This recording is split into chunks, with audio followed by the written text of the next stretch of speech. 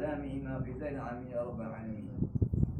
Wa qala radhiyallahu anhu ila ankar, kemarin sudah kita jelaskan minggu-minggu sebelumnya tentang pernikahan ayah dan ibundanya bagi Nabi Muhammad SAW.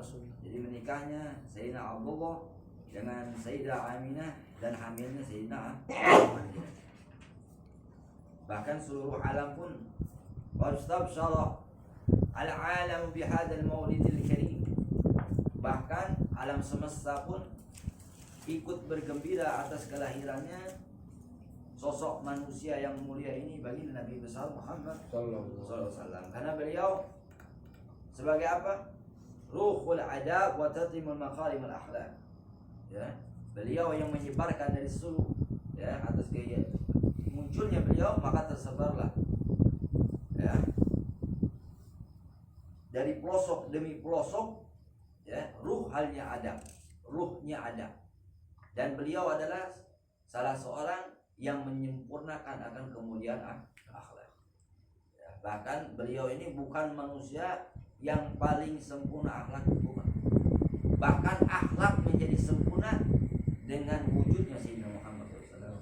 Karena Allah Subhanahu Wa Taala ya menyebutkan di dalam firman-Nya, wa innaka la'ala khuluqin 'azim. Sesungguhnya engkau wahai Muhammad la'ala, di atas, bilangnya di atas budi pekerti yang agung. Jadi bukan nabi, seorang nabi ini Nabi Muhammad SAW adalah seorang nabi yang paling mulia akhlaknya.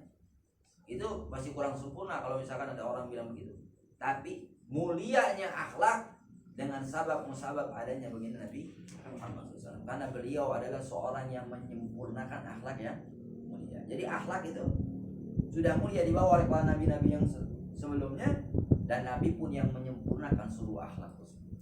Jadi akhlak itu menjadi lebih mulia dengan wujudnya bagi Nabi besar Muhammad SAW.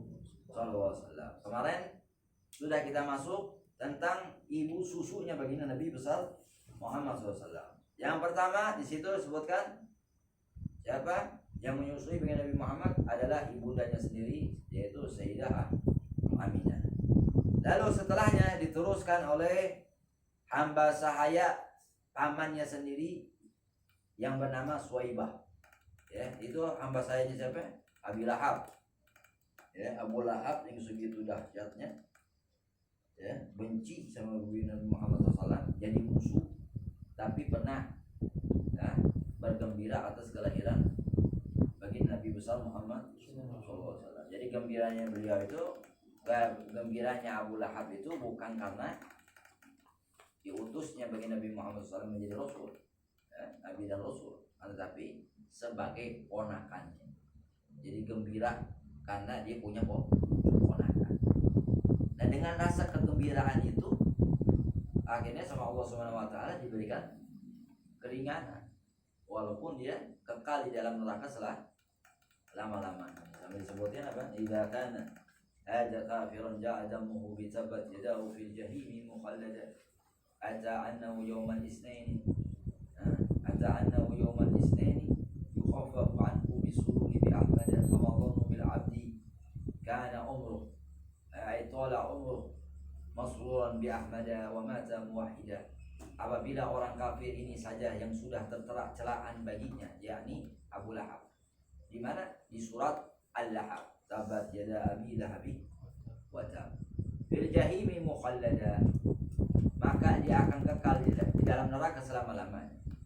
Ya, Abu Lahab yang sudah dicap di nas dalam Al-Quran, dia termasuk orang yang celaka dan dia akan menghuni neraka selama-lamanya. Ata'annahu yawmal isnin, telah datang suatu hadis riwayat bahwasanya setiap hari Senin tiba, yukhaffafu anhu, Allah berikan keringanan kepada Abu Lahab karena pernah satu hari dia bergembira, dia bebaskan budak hamba saya yang bernama Suwaibah untuk menyusui bagi Nabi besar Muhammad SAW. Masruran bi Ahmad, ya, karena dia pernah gembira satu hari itu saja. Ya, sehingga Allah berikan keringanan setiap hari Senin tiba, itu Abu Lahab dapat menghisap air yang keluar dari sela-sela jemarinya. Ada yang bilang itu air susu yang keluar. Ya, sampai dia mengisyarahkan sebanyak ini aku mendapatkan itu, anugerah itu. Allah kasih keberkahan. Jadi orang yang dalam neraka aja, ya, kalau dia pernah gembira dengan Habibullah, kekasihnya Allah SWT, Allah selalu memberikan keringanan. Ya, apa Pamawon bil abdi, maka kata Syekh Nasruddin Ad-Dimashqi bilang, Syamsuddin Ad-Dimashqi, bagaimana sangkaanmu kepada seorang hamba yang mana sepanjang umurnya dia habiskan dalam keadaan Islam, mukmin, dan wafat dalam keadaan bertauhid, dan dia bergembira atas kelahiran baginda Nabi Muhammad SAW. Maka disebutkan, demi umurku, katanya, tidak ada yang pantas balasan yang pantas yang mana dia raih atas gembiranya tersebut, melainkan Allah masukkan dia ke dalam surga. Jadi kalau ada orang muslim, mukmin, wafat dalam keadaan bertauhid, ya, wafatnya dalam keadaan bertauhid, dan dia pernah bergembira atas kelahiran baginda Nabi Muhammad. Setiap tiba hari kelahiran baginda Nabi Muhammad, dia ungkapkan rasa kegembiraannya kepada Allah, bersyukur kepada Allah atas lahirnya baginda Nabi besar Nabi Muhammad SAW. Maka tidak ada yang pantas yang dia raih balasan dari Allah, melainkan Allah masukkan dia ke dalam surga. Ini yang bilang bukan Habib, ya, Imam Bukhari yang meriwayatkan banyak itu. Lalu setelah itu siapa? Namanya ada Halimatus Sa'diyah. Jadi setelah ibundanya, lalu Suwaibah, maka diutus, ya, orang-orang untuk mencari wanita-wanita yang akan menyusui putra-putranya. Jadi setiap lahir tuh kalau di Jazirah Arab suka dicari perempuan-perempuan dari kampung-kampung desa tuh buat nyusuin anak-anak. Makanya ini kita bahas ar-radha, ya, masa persusuan, ya. Wa kana min adatil arabi, yang mana di antara kebiasaannya, ya, tradisinya orang-orang Arab nih, ayyaltamisul maradi, mereka selalu mencari, ya, wanita-wanita yang akan menyusui lima walidihim, bagi untuk anak-anak mereka. Jadi dicari itu perempuan-perempuan, ya, untuk menyusui anak-anak mereka. Jadi dia nggak nyusuin sendiri, cuma sebentar. Orang-orang kota tuh Jazirah Arab jarang nyusuin anaknya, cuma sebentar. Lalu setelah itu dia sapi dikasihin biar disusuin sama orang-orang kampung. Fil bawadi, ya, mereka mencari wanita-wanita yang akan menyusui untuk anak-anak mereka di mana? Fil bawadi, ya. Wadi itu lembah, ya. Bawadi di mana? Di daerah dusun-dusun, ya, perkampungan. Liyakuna anjaba lil waladi. Apa? Mereka berharap agar anak-anak mereka ini menjadi orang-orang yang memiliki akhlak yang mulia, memiliki kecerdasan. Wa kanu yaquluna, karena mereka, ya, bangsa-bangsa Arab, yaquluna, berkata, berprinsip, beranggapan, innal murabbiya, sesungguhnya para pengasuh, fil muduni, di kota-kota itu, yakunu qalilan dini, ya, lemah akalnya, ya, lemah akalnya itu lemah, kurang mikir. Kalau orang kota itu kurang mikir. Maksudnya apa? Malas, orang-orang malas. Fatirul azimah, pertama lemah akalnya, udah gitu lemah apanya? Lemah tekadnya lemah, ya, gak kuat kayak orang-orang perkampungan. Orang-orang kampung, masya Allah, ya, bersungguh-sungguh, ya, sekolah aja sampai ngelewatin air, ya, di sungai, yang ngajar sampai begitu luar biasa, nggak pernah dia nego, ya, mau pergi kemana aja jalan kaki, nggak kayak orang kota dikit-dikit pakai motor, pakai itu. Tekadnya kuat. Jadi ini orang-orang Arab ini, dia punya anggapan kalau anak saya disusuin sama orang-orang di desa, itu anak-anak tuh seakan-akan diajari biar jadi cerdas, punya tekadnya kuat, nggak gampang nutup, nggak gampang ngaruh. Udah gitu apa? Lebih sehat, karena nanti itu apa? Di perkampungan itu kehidupannya lebih banyak, ya nggak? Apaan? Tanaman-tanaman, ya, lebih sehat, nggak kayak di kota, lebih banyak apa penyakitnya. Fajat niswatun min bani Sa'din ibni Bakir. Maka berdatanganlah para wanita-wanita Bani Sa'ad ya bin Bakar yatlubna atfalan, yang mana mereka para wanita itu mencari ya, mulai mencari anak-anak yurdi'nahum, untuk disusui oleh mereka itu anak-anak. Fakana ar-radi al-mahmud min nasibin Halimah binti Abi Du'aib as-Sa'diyati. Adapun yang menyusui al-mahmud, seorang yang terpuji ini, maka Allah berikan bagiannya kepada Halimah binti Abi Du'aib, yaitu Halimah Sa'diyah. Siapa Mahmud? Bagi Nabi besar. Jadi ketika ini dikisahkan ya,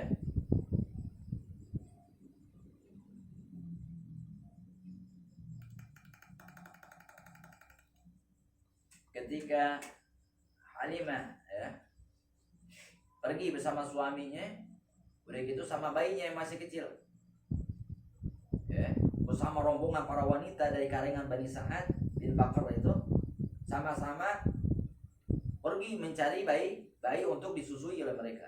Karena mereka itu biasanya orang-orang kampung datang ke kota nyari anak-anak orang kota biar disusuin, biar dapat upah ya.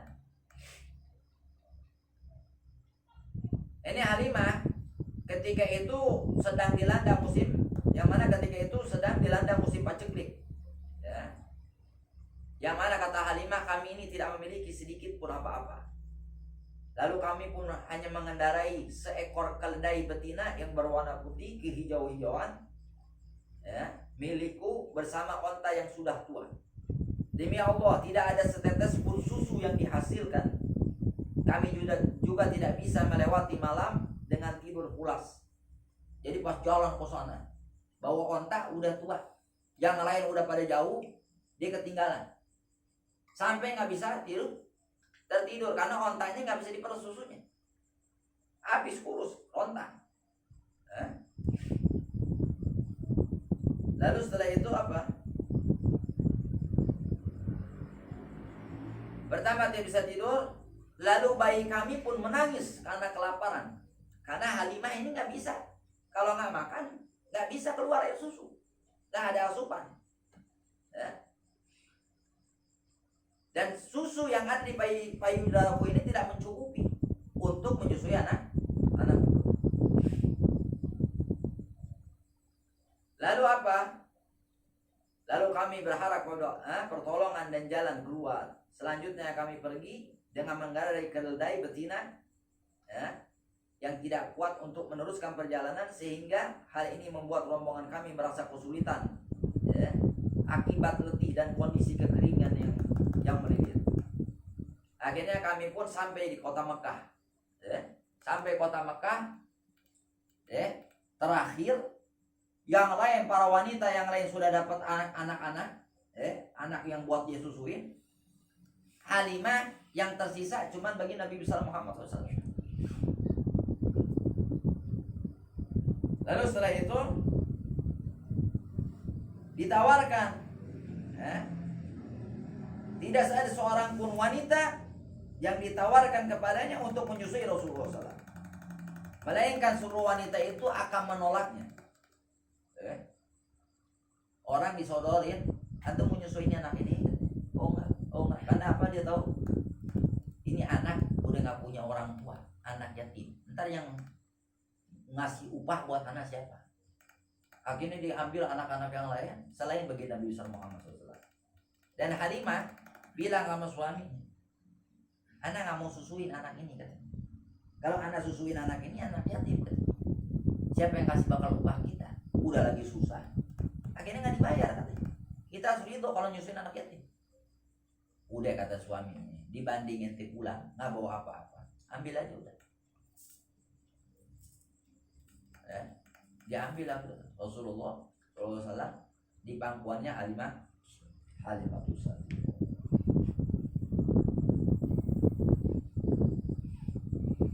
Ya, demi Allah aku akan pergi ke rumah bayi yatim tersebut dan akan mengambil menjadi bayi susuanku. Lalu suamiku berkata, tidak mengapa bila kau melakukan hal itu. Mudah-mudahan Allah Subhanahu wa taala menjadikan kehadirannya di tengah-tengah kita sebagai suatu keberkahan. Maka subhanallah, ya, yang mana yang mendapati ibu susu bagi Nabi besar Muhammad SAW, Allah berikan bagiannya kepada Halimatus Sa'diyah. Wasmu zawjiha Abu Kabsyah, yang mana Halimatus Sa'diyah ini punya suami namanya Abu Kabsyah. Ya, julukannya Abu Kabsyah. Namanya siapa? Namanya Abu Kabsyah itu Haris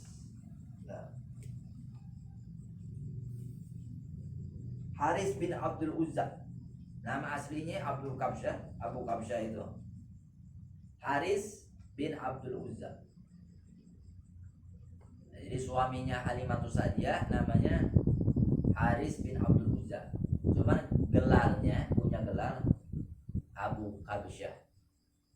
Wa huwa alladhi kanat Quraisyun, yang mana ini Abu Kabsyah ini, ya,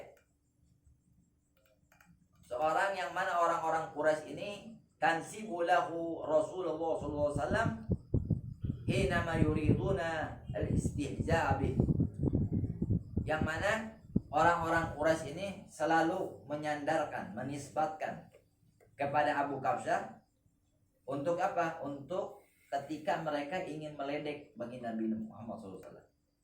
Fayaquluna, yang mana mereka selalu berkata, ada ibnu Abi Kabsyah yukallamu minas sama. Ente pengen tahu, kata orang Quraisy, kalau meledek Rasul begitu. Ini nih anaknya Abu Kabsyah katanya. Anaknya orang kampung, orang dusun. Yang mana dia bilang katanya yukallamu minas sama, dia diajak bicara dari langit katanya. Ini orang ini katanya anaknya Abu Kabsyah, yang katanya mendapatkan wahyu langsung dari langit. Jadi kalau orang ngeledek Rasulullah tuh, nggak disebutin Ibnu Abdillah, diledeknya begitu. Anaknya Abu Kabsyah, anaknya orang kampungnya, anaknya orang kampung, orang desa, yang sekarang ngaku-ngaku katanya dapat menerima wahyu dari langit. Itu kalau ngeledek orang-orang Quraisy begitu, ngeledek Rasul. Tapi Rasulullah nggak pernah sakit hati. Wa darratil barakatu ala ahli dzakil bait, maka melimpah bercucuranlah keberkahan ala ahli dzakil bait, kepada penghuni rumah tersebut. Siapa? Alladzina ardahu muddata wujudih bainahum, itu orang-orang, ya, yang menyusui bagi Nabi Muhammad SAW muddata wujudi bainahum, selama Rasulullah SAW menetap masih ada bersama mereka. Jadi selama Rasulullah ada hidup di rumahnya, kumpul bersama keluarganya Halimatus Sa'diyah, itu keberkahan nggak henti-hentinya bercucuran, ya, dengan berkah adanya begini Nabi besar Muhammad SAW. Sampai disebutin di sini nih.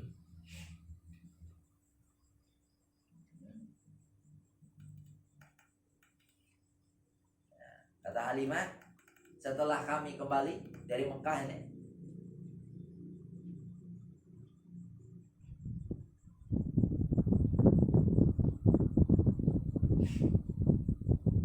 dan membawa ini bayi, maka payudaraku langsung jadi gemutek. Tak henti-hentinya air susu keluar secara deras. Itu anak bayinya semuanya disusuin. Jadi setelah Rasulullah SAW disusuin sampai kenyang, anak-anaknya semua nyusu. Dan onta yang tadinya kurus, setelah itu gendong Rasulullah mau pulang ke ke mana? Ke Bani Sa'ad ini, itu ontaknya langsung gemuk, ngeluarin air susu yang begitu luar biasa. Akhirnya Halimah dan suaminya nyusu itu dari ngambil meres air susu yang dari onta tersebut. Lalu setelah itu di malam tersebut kami pun semuanya tertidur lelah. Dan sampainya kami di rumah, maka keberkahan tak henti-hentinya. Sampai orang-orang ketika Halimah ini ngembalain kambingnya, dikembalain tuh kambing, pencari, Sampai wayang celaka katanya, ente ikutin tuh kambingnya Halimah, kemana pergi katanya, karena Halimah tuh kambingnya nggak pernah kelaparan katanya, dia bisa nyari katanya kambingnya tuh.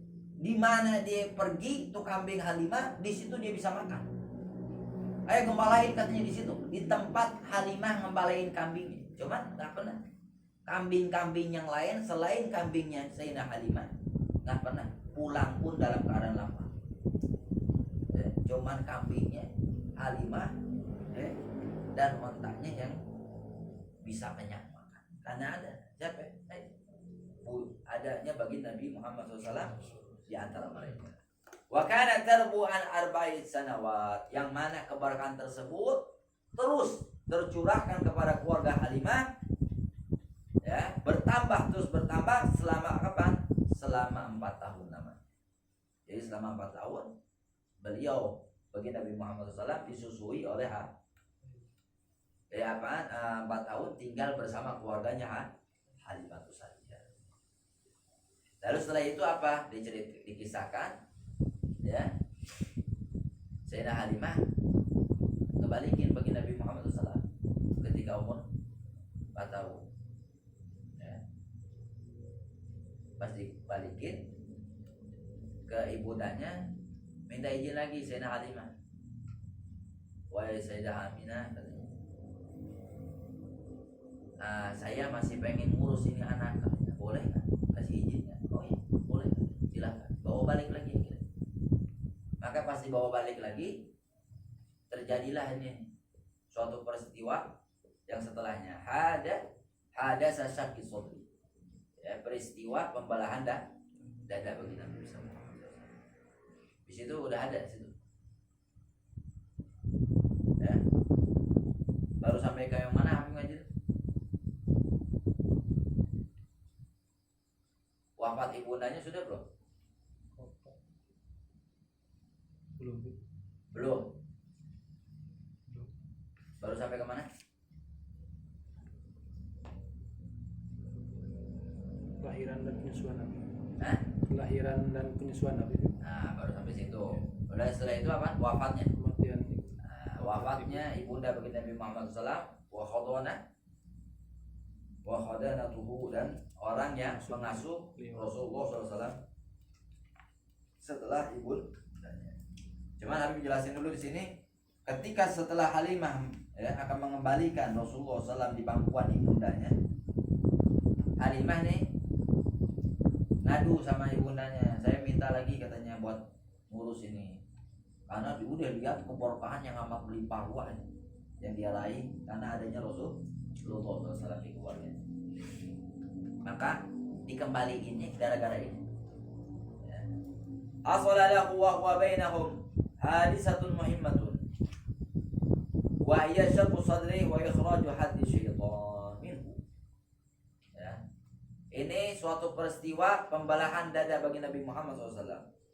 Wa asalalah, maka terjadi, ya, pada bagi Nabi Muhammad SAW wa huwa bainahum, yang mana Nabi Muhammad SAW ketika sedang bersama anak-anak saudara sesusuannya, ya, hadisatun muhimmatun, suatu peristiwa yang amat luar biasa, yang amat penting.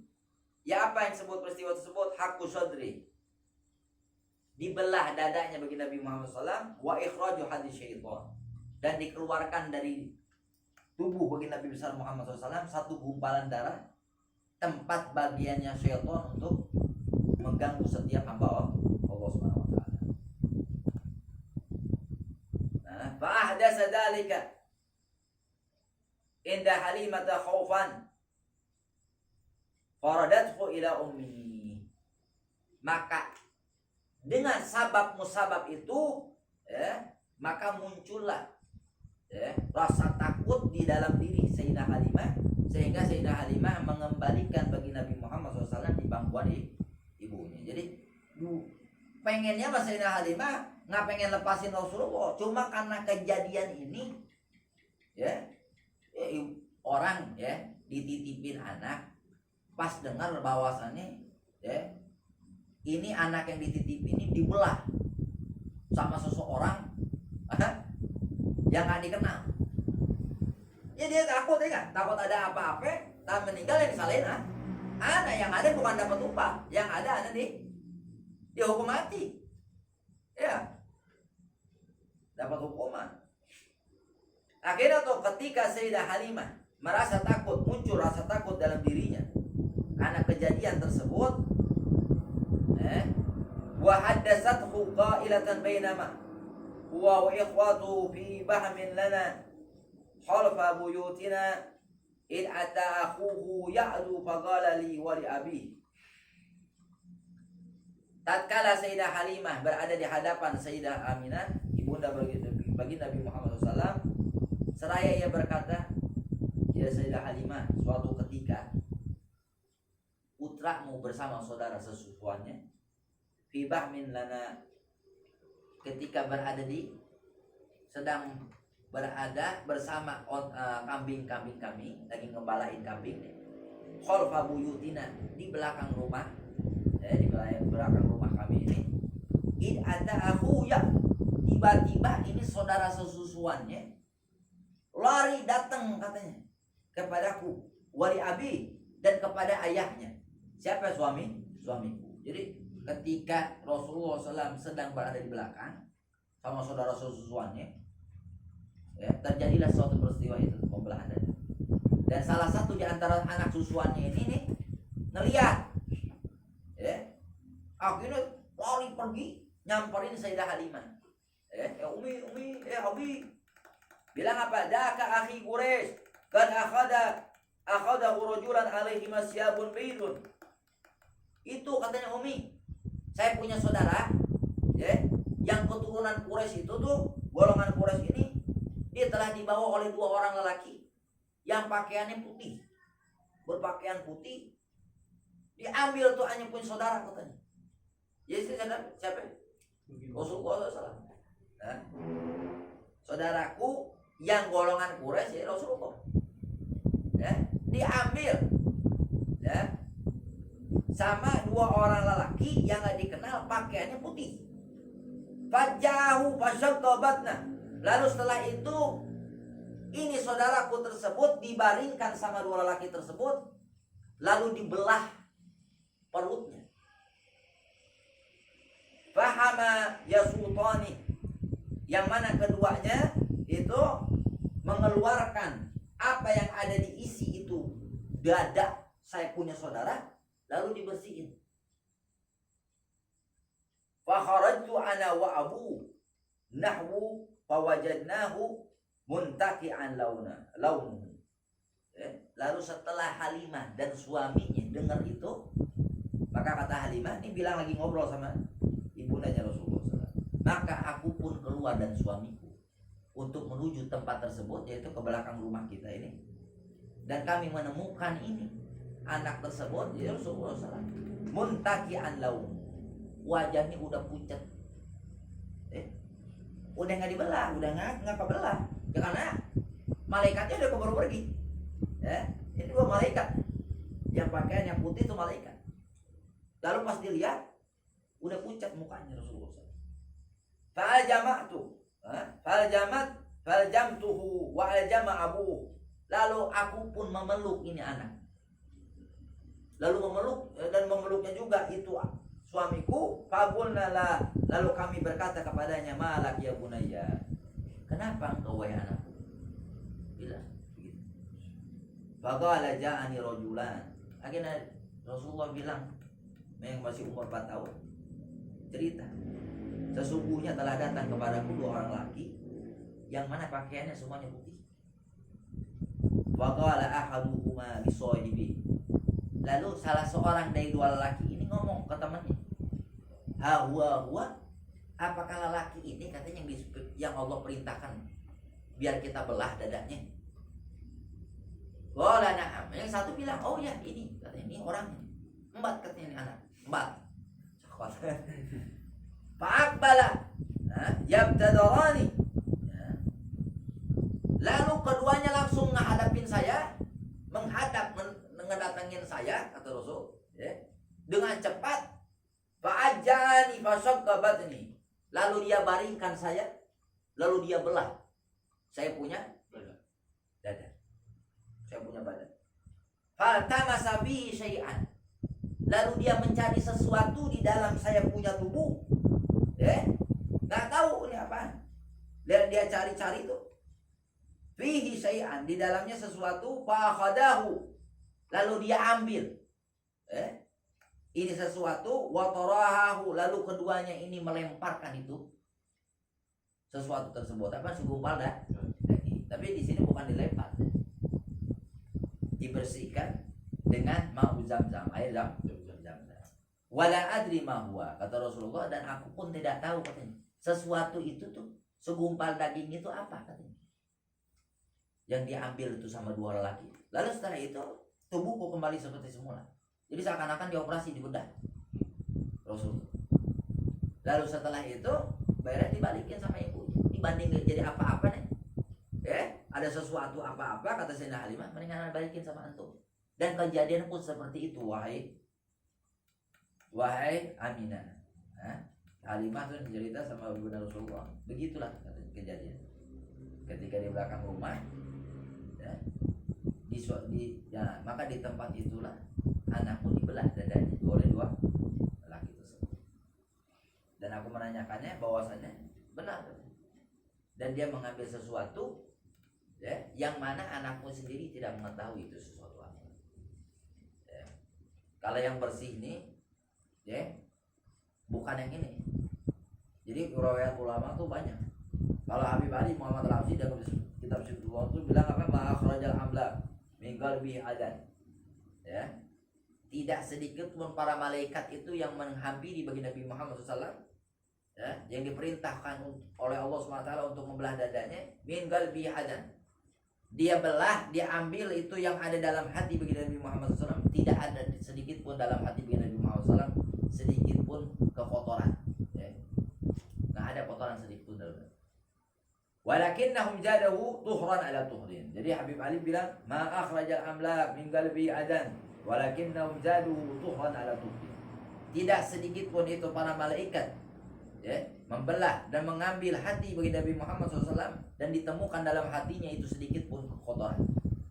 Akan tetapi mereka mengambil hati bagi Nabi Muhammad SAW untuk apa? Menambahkan kesucian di atas kesucian. Jadi hati Nabi itu sudah suci, ditambah suci lagi. Karena apa? Supaya suci demi suci, karena akan berjumpa dengan zat yang maha suci, Allah Subhanahu wa taala. Maka dibelah hati bagi Nabi Muhammad SAW bukan termasuk ada bagiannya syaitan, kotoran dalam diri. Cuman riwayat yang lain banyaknya itu bagian syaitan. Kalau kita punya bagian syaitan, punya. Masakan galau sedikit-sedikit, enggak. Imanuna yazid wa yanqus. Keimanan kita kadang nambah, kadang kurang. Karena apa? Karena taat. Ketaatannya kita kadang nambah, kadang kurang. Begitu. Akhirnya galau sedikit ini, imannya lemah. Rasulullah nggak ada. Yang namanya Rasul, kata Rasulullah SAW, jangankan ingin berbuat dosa, terbesit sedikit pun dalam pikiranku untuk berbuat dosa aja nggak ada. Apalagi membuat dosa. Terbesit dalam pikiranku untuk berbuat dosa itu nggak ada, karena sudah tidak ada dalam hatinya untuk apa? Tidak ada satupun jalan di dalam tubuh Rasulullah SAW untuk diganggu setan, itu nggak ada. Jauh-jauh jadi setan, nggak bisa ganggu Rasulullah SAW. Bahkan tidak ada iblis pun udah dengkotnya setan aja nggak bisa nyerupain Rasulullah. Nyerupain Rasulullah aja nggak bisa. Kalau nyerupain yang lain bisa, nyerupain Rasulullah SAW nggak bakal bisa. Jadi Allah nggak kasih izin untuk iblis buat nyerupain Rasulullah. Tapi selain Rasulullah bisa diserupain sama dia. Dan tidak ada satupun setan dikasih izin sama Allah buat ganggu pada bagian Nabi Muhammad. Ya karena apa tuh? Sudah diambil bagiannya syaitan. Sudah dibuang, dibersihkan. Tapi kalau kata Habib Ali, bukan ada bagian setan, bukan ada kotoran itu. Sudah suci hatinya, cuma ditambahin suci. Nah kejadian itu ketika Nabi Muhammad SAW akan melaksanakan Isra Mi'raj. Jadi kejadian dibelah dada bagi Nabi Muhammad itu ada kejadian yang bilang sampai 3 kali, bukan 1 kali. Dan pertama kali ketika Nabi Muhammad SAW berumur 4 tahun. Lalu setelah itu diserahkan kepada ibundanya. Wallahu a'lam bishawab. Dan kepada ibundanya terwallah di minggu yang akan datang insyaallah. Bismillahirrahmanirrahim. Ilahi bijahil anbiya wal malaika wa bil awliya ijud lana bil ijabati lari tawassalna bi qur'anikal karim tunawwir wasirati wasam'i wa mukarati wa tulhi munir rushdi wa tanzumuni ilma yaqini tuwafikni li husni ibadati bi asma'ikal husna tajudu bi tawbatin nasuhin taghfiru li dhunubi wa zallati wa tanzuruni fi kulli halin wa lam'atin tunajji biha bi'awli yawmil qiyamati wa bil mustafa rasuli tasrahu li sadri tuyassiru li amri wa tashifu kurbati wa bil anbiya'i wal malaikatil kiram tuhaqiqu bitaqwa wa idraki ghayati